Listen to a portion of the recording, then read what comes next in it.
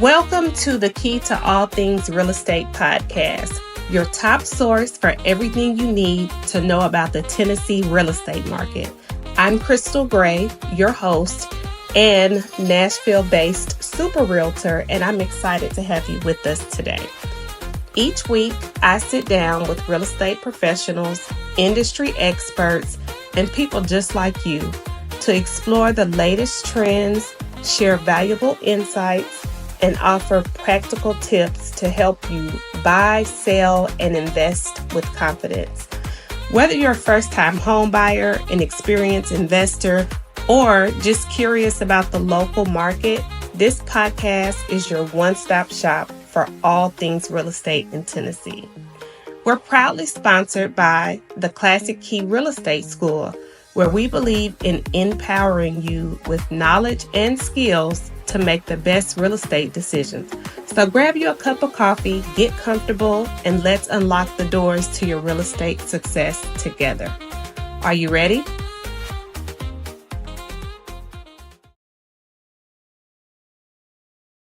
Hey guys, welcome to another episode of the Key to All Things Real Estate podcast. I am your host, Krystal Gray. Today, I have a very special guest with me. I have Mr. Jon Sexton. He's joining the podcast today, and just a little bit about Jon. He is actually one of the top realtors in Nashville.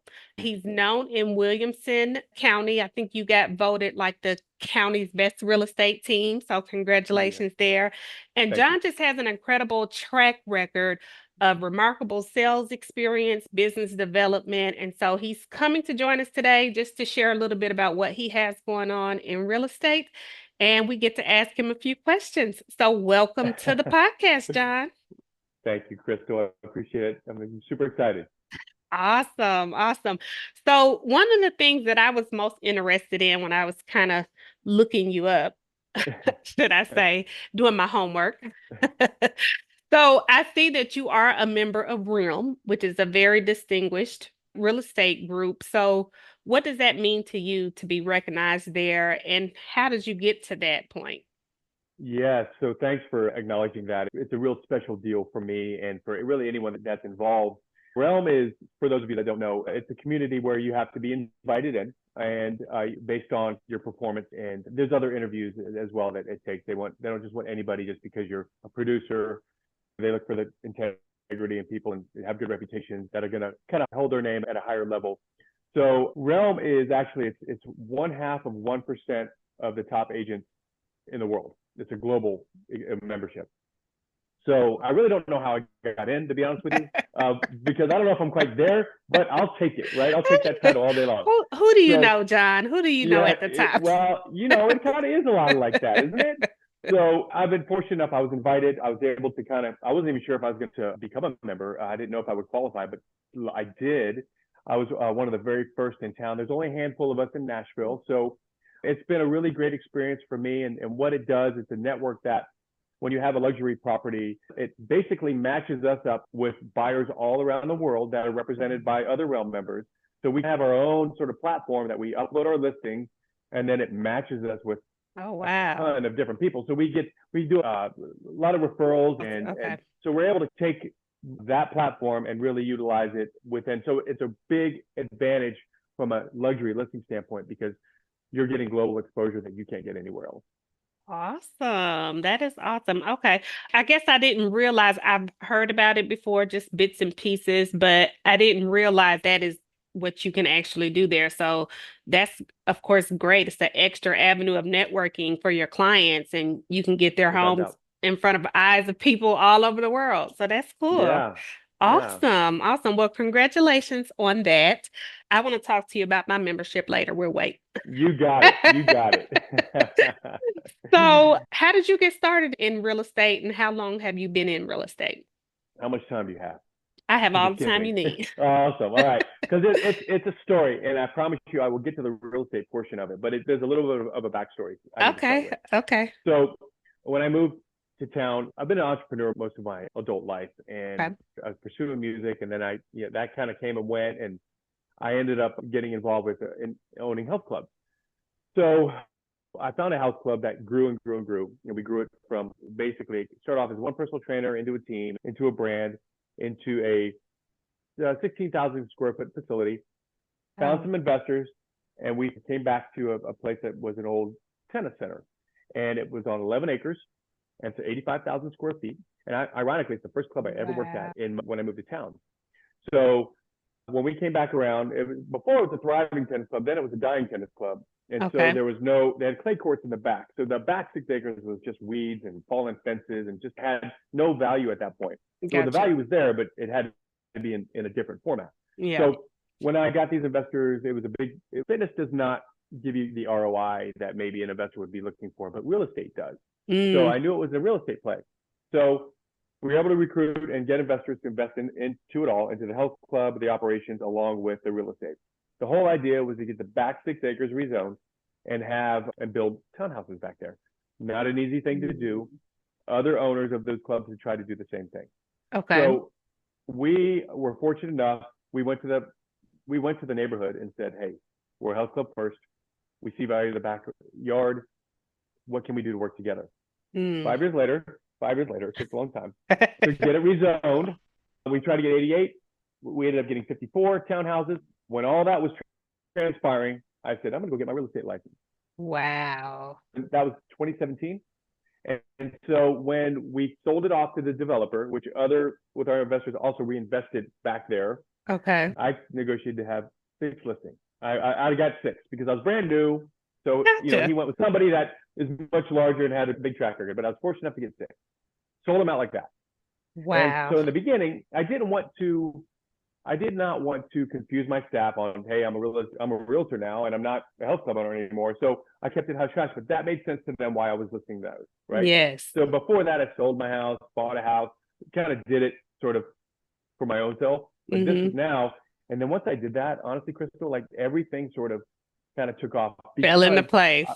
It just having the SOI that I had through the years of club ownership.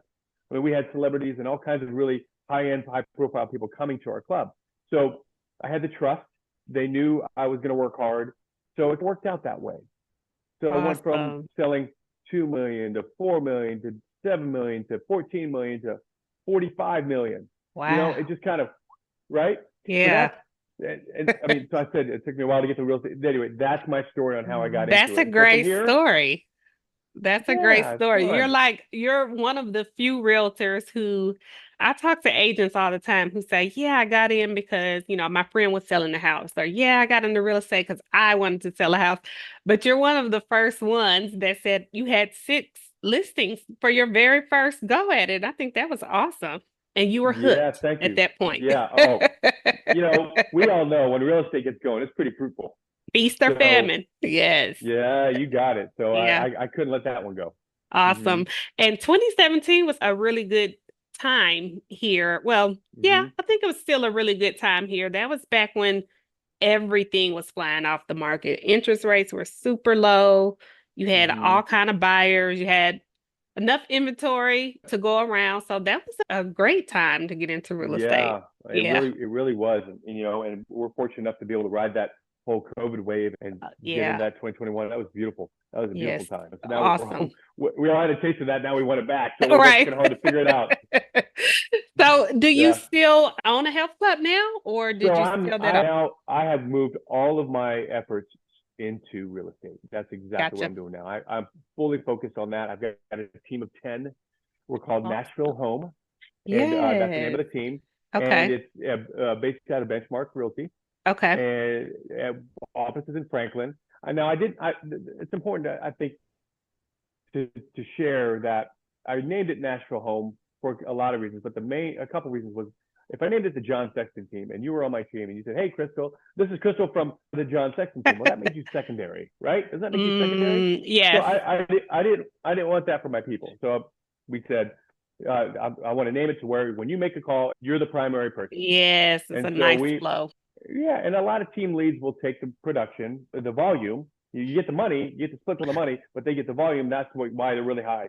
I don't do that. I want everybody to be recognized and earn their keep. So I'm just here to mentor them, guide them through. There you I go. think it's important. That's awesome. Yeah, I used to be on the team, and at the time, yeah, it was that broker's name, and I started with her that way, so it never did really dawn on me until after I left Mm-mm. there, and it was just like, you've been doing all of this marketing, but not for yourself.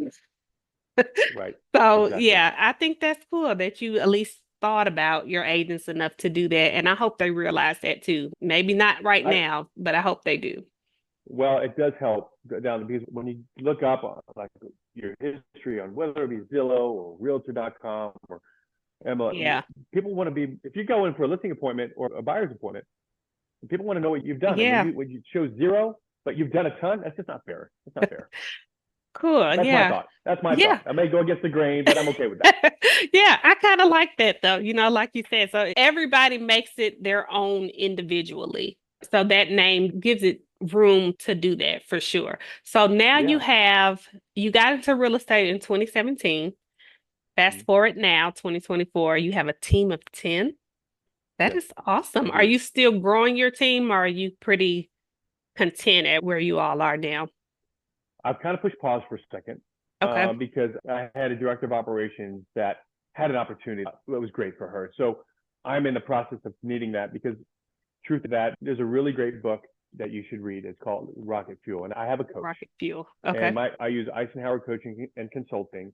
Hmm. They're great, great coaches. They don't teach you how to do a great open house. They teach you how to be a leader in the real estate world. So they made me read this book and I hate reading books, but this was a great book and it's called Rocket Fuel. And it talks about two type of leaders. There's the visionary, somebody that is just sees the whole thing, knows how where they want, kind of looking all the way Hmm. down the road. But you ask me to implement anything, no good. I'm terrible. That's what's called an integrator. And if I don't have an integrator, I got to push pause. I know my limits. I need to get Right. the integrator all lined up. So I have recently brought actually one of our agents has an incredible skill. His name's Gabe, and Gabe is our director of operations, and we're onboarding him for that role. So once we get him lined up, and he's a super smart guy, he'll get it real quick. Then we can talk about adding more. But right now, I'm all about systems, getting all my systems in Yes. place. 2024 is all about that. All the Yes. technology, all the systems, because you need to streamline things You and to do. be able to onboard agents and they can get lost and feel abandoned. And so it's not easy to do this. Yeah. Yeah, for sure. I think a lot of people sometimes they see team and they automatically, well, you're doing good. You got all these agents under you. And sometimes it's like, I do, but it's work behind Mm-hmm. that. That's the part It's sometimes people don't think it about. is. So, yeah, It is. that's Yeah. awesome. I've always loved mentoring people and I've been fortunate enough to be mentored in the past. And again, with coaching, I'm able to get mentored that way. It's just fun it's just fun to watch people grow and watching their success. It's very satisfying to me. Yeah, that's awesome. So, what could you say right now? Because we're talking about systems and processes, and of course, I know as agents we get bombarded with different things, different CRM systems, different Mm-hmm. lead gen. I mean, we just get bombarded. I'm sick of people calling me, honestly. But Uh, do you want to update your Google profile or do you yeah, want health insurance? We just get it all day long. So we going, do. yeah, going from systems to processes, and of course, we have all this newer and upgraded technology. What are you finding that kind of works specifically? Because I know some agents, they do this, and this. And I'm like, all of that for, I know. you know what I mean? I know. So how do you So, handle that? well, there's a few things that I've got. A CRM I think is very, very important. And I don't care what CRM Absolutely. you use. I use one called Sierra Interactive, and Okay. has a really great SEO presence because it's also integrated with the website. But I use them and they have a really great text platform, a lot of automation. But a CRM is important because of the automation. You need to be working when you're not working, right? Right. Things people think you are. You need to stay in front of people. So when you create all of these different campaigns, texting campaigns, email campaigns, follow-up phone calls, you've got to have one place to go and run your business. It can't be out of your booklet. Maybe it's for some, but you got to have that there.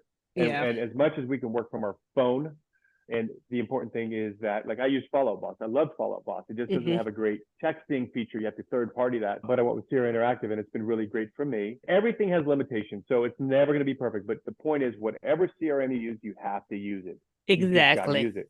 And it's not easy to get our agents to do it, but when they do it, they realize, oh gosh, that just made my world a lot easier. Yeah. I'll give you an example. Our CRM creates a QR code for an open house.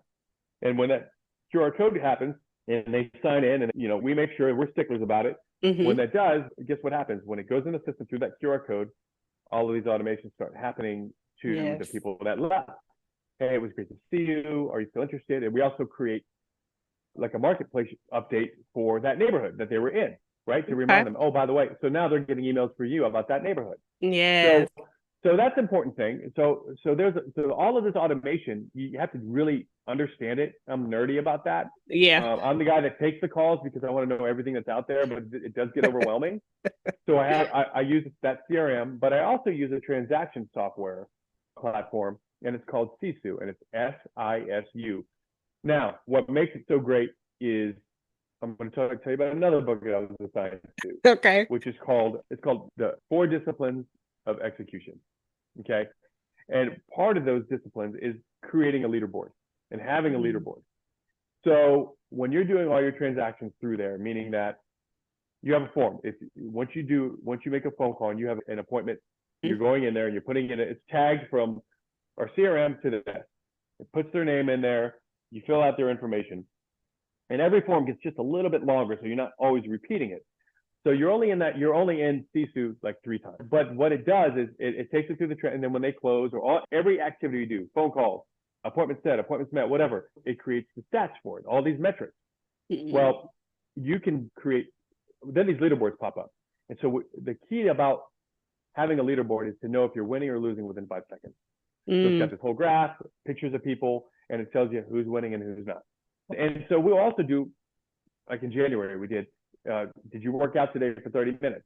So you put it in there. So now we've got kind of that going on too. So I think it's an important piece, but it has to be used right. And there's so much to it. We're still learning it. We're still onboarding with it. But I love that feature.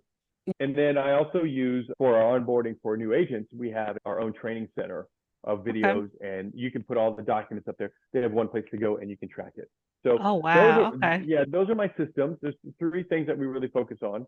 And, it's just a matter of getting people to constantly use them and constantly remind them. Every Tuesday at 10:30 when we have our team meeting. Yeah. I'm always, we're checking in and making sure people are using it. And a lot of times they're not, but it really helps elevate your game. Yeah. And it's a reminder to those who are not using it to use it. Yeah. Because I have some of those things set up on automation too, but I also get like a summary of who got sent what, because since it's automated, I don't think about it. So I have to go in and kind of like check. And then I'm like, because I've gotten calls or texts back from people and I'm like, huh? And so now this summary helps me to be like, I can engage with you now because I know what you were saying and when. So I find that to be helpful. But okay, so three things that your team typically uses, and that works really good. Okay, awesome. Let's talk about maybe what would you say is your most memorable experience in real estate? Well, there's a few, but I remember, and it wasn't that long ago, that we walked into a house. I've been doing I had some buyers relocating from Nashville, and we walked into multiple homes, and we walked into one, and this woman just started crying. So she walked right in there and just started crying. She knew it was it. Aww. And right there, like, I started tearing up. I'm getting goosebumps talking about it right now. Yes. But honestly, it just, and it was a luxury property. So, there's a lot of things that are going through your mind. Like, gosh, high price point, good commission, taking care of them. There's all, but man, it just reminded me, it's all about people. Yeah. It's all about just great service, but just remember, it's an emotional purchase, whether it's a first time home buyer or you're buying a luxury home, relocating. It's such a special moment I can't even tell you. Like, I could imagine. Yes, I think I would have too. And you're right. That's a huge reminder that this is what it's all about. In a sense, this person has found what they know now is going to be their home. And Yeah. so to be able to make that happen it's an awesome feeling. And I know as realtors, we deal with so many different types of transactions. And some people are like, isn't it just the same thing over and over again? And I'm like, no, it's not, because it is just as much, it's equally different as it's equally the same, if that Yeah. makes sense. Because Yeah. every single deal I learned something off of. If it's Yeah. going too smooth, it's kind of like, what's about Yeah. to happen? This has been a little bit easy, but they all have, and I think what's exciting about real estate and why people stick around in real estate for those things. And even like what we're going through now, the market is different, but you have to ride those waves You as do. they come You in, do. and you may have to alter your approach to certain things. But Yep. I think sometimes we get the rep like, oh yeah, become a realtor, make all of this money, and it's Oh easy, no. you know?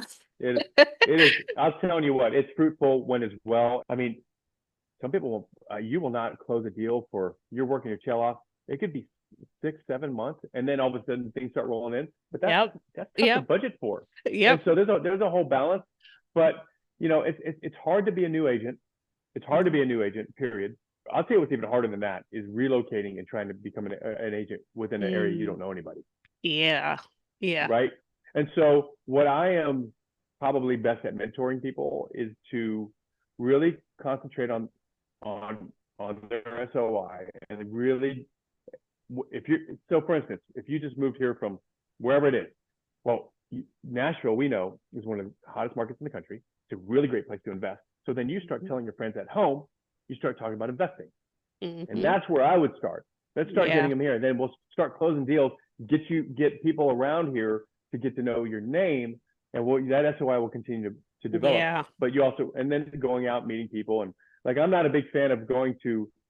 I love realtors, but I don't like to go to realtor events that many because of the fact that, I mean, Yeah. it's hard to win business. That you can't do business that way. Great people, I love working with them, and Right. sometimes I do go depending on. But I Yeah. will say that that so and being a new agent, just working on the people that you know, Yeah. don't if you start working on trying to make a living off of the leads I'm providing you, it's going to be a really tough way to live. Exactly. And I think Mm-hmm. too, kind of setting their expectations, making sure their expectations match up with reality.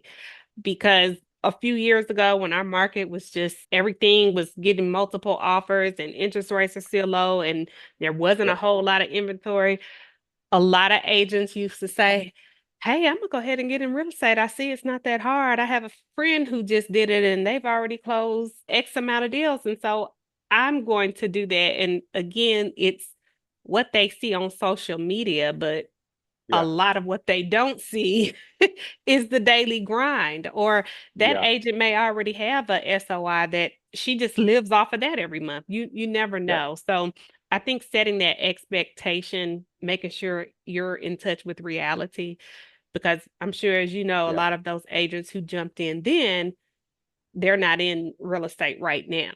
So you kind of have to, like Yeah. you And said, yeah. And it's feast or famine. So you have to prepare for that. Like, yeah. we're the only service industry that can do all of the work and we may or may not get paid. Yeah. Yeah. True. So True. But hey, again, focus on the people. that's Just right. focus on the people, and everything else. I promise you, everything else will fall in place. But you have to work every single day. You have to work hard.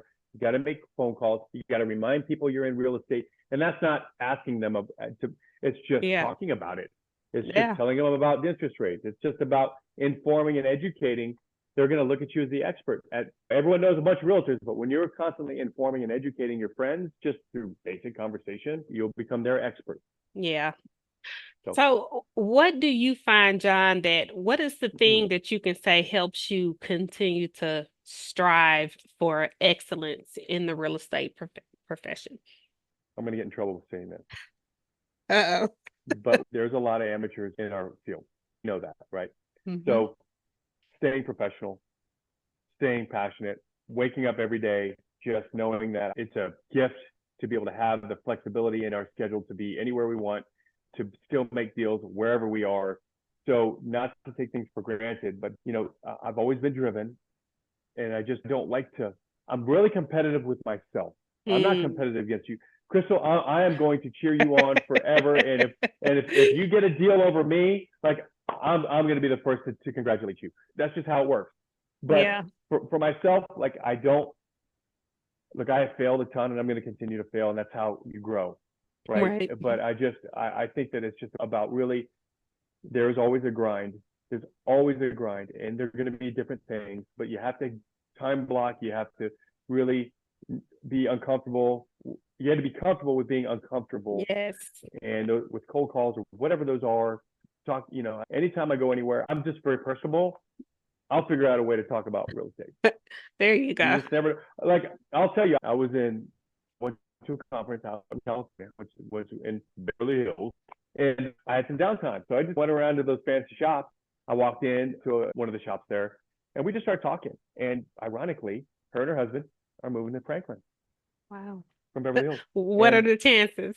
What are the chances? But we started talking real estate, and that came up. And now what?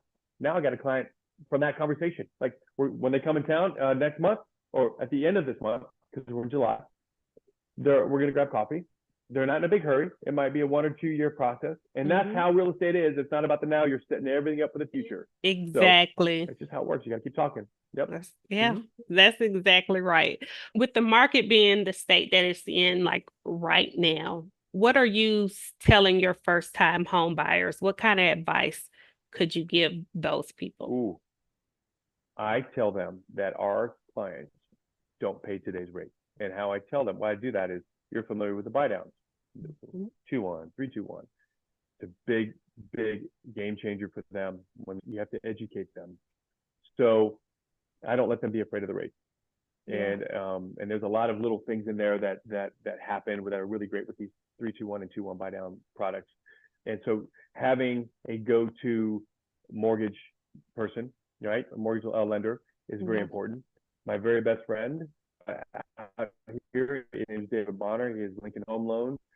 He does 85% of my deals. The other 15 are done by investor type deals or commercial stuff. But I get them on the phone and we educate. So we tuck them in. We get them really comfortable. So that's all I talk about. I don't let anyone use rates as an excuse. Exactly. Yeah, I totally agree. It's like, go ahead and buy the house that you want. Guess what? Interest rates, they're going to change again, just like they change now. But the 3-2-1 or the 2-1 buy down, all of those are things, like you said, that we have to be knowledgeable about or have enough knowledge to know that it exists, right? And then refer those clients to those lenders who, can take really good care of them. Well, I think you got to be Batman and Robin when it comes to that. You just got to have. I'm Batman, by the way. Sorry, David, if you're listening. But anyway, you got to have your mortgage person. Like you got to be tight. Not that you have to use it for everything, but that's going to be able to help at least with those conversations. Yeah, absolutely, absolutely. So I'm trying to think of another question, if I have any other questions. We already kind of touched on it, but we were just talking about what helps you continue to strive for excellence. But what is a goal that you have right now as far as your real estate career? Where do you want to see yourself go with Nashville and your team and things like that? So my goal is to actually get out of production at some point, to be able to mentor people so well that and I can just guide. And I'm going to be adding ancillary services to underneath my umbrella. We'll have a title company, we'll have a mortgage company, all of that. So I love to build and grow it to where I can just kind of do that. Yeah. So that's my long-term goal. I'm not there yet. Yeah. Because honestly, I do love staying in production. However, to me, that's what my goal is.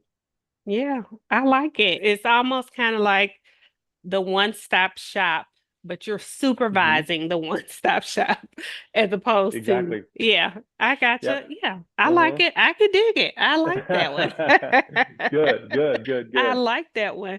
Well, is there anything that you have going on right now, Jon, a listing or a website or anything that you want to make sure that the people listening know about?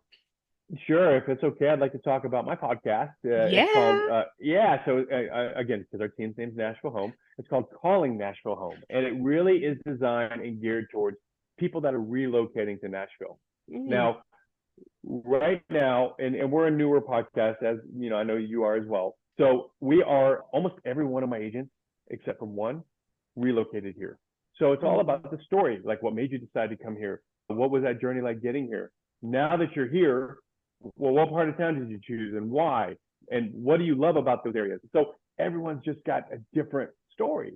So what it does is it just gets people familiar with the different sort of areas and cultures and offerings that our greater Nashville has, because Nashville is just so amazing how you could be right downtown, right on Broadway, and then you could be 25 minutes later, you can be canoeing. Right? Yeah, you're right about that. Yeah, so it's got everything for everyone. I love this town. I moved here in 1996. I watched it grow. I've been able to, I grew up with it. When I moved here, it was very much a kind of a big town. Now it's definitely become, I won't say a metropolis, but it's definitely become a city. Yeah. And I love the growth. I think it's brought so many amazing people. I mean, gosh, all the restaurants we have here now is incredible. Oh, yeah. And a lot of them being locally owned. The coffee shops, everything. We have a lot of good art, a lot of great artists. And I'm not talking about musicians. I'm talking about actually sculptors and painters. And so there's so much diversity here, and I love it. That is awesome. So we'll be sure to check out your podcast, Calling Nashville Home. I wish you the most success on any endeavor you have, and especially on the podcast. If there's anything I could do, if you want to come back and join us, I'd love to have you again. We're just going to keep this going, talking about just different cycles of real estate and all things real estate, everything that's involved with it. So thank you for coming on, and I hope you enjoyed the show. And Jon Sexton, everyone. Bye, everyone. Bye, guys.